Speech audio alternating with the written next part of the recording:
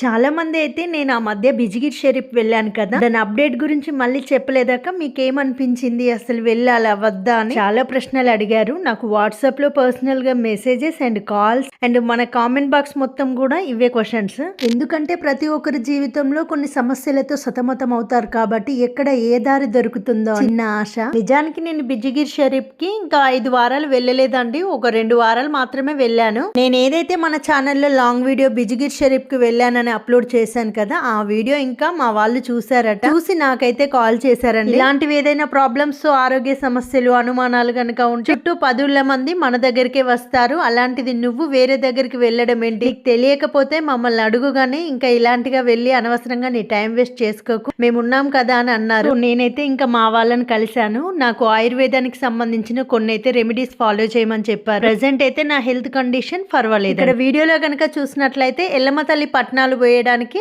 నైవేద్యం కోసం ఈ 5గురు ముత్తైదువులు కలిసి వడ్లు దంచుతారట. ఆ దంచిన వడ్లది ఏదైతే ఉంటుందో రైస్, దాంతో నైవేద్యం చేస్తారట. నేను మా మరిదిని అడిగి ఇవైతే నేను కొన్ని సేకరించాను. ఇంకా కూడా నేను త్వరలో కొన్ని క్యాప్చర్ చేస్తానండి. ఇదైతే పట్నం. మా మరిది నాకు సెండ్ చేసినాయి. నేనైతే కొన్ని అప్లోడ్ చేయట్లేదు. బికాజ్ అవి కమ్యూనిటీ గైడ్ లైన్స్ కి అగెనిస్ట్ అనిపించింది. ఎందుకంటే ఇట్లా గావు పట్టడం అంటారు కదా, వీళ్ళు చేసేది అదే ఎక్కువ శాతం. సో అది పంపించాడు. మేబీ అవి మనకు యూట్యూబ్ లో అప్లోడ్ చేస్తే ప్రాబ్లం అవుతుందేమో అని నేనైతే కొన్ని మాత్రమే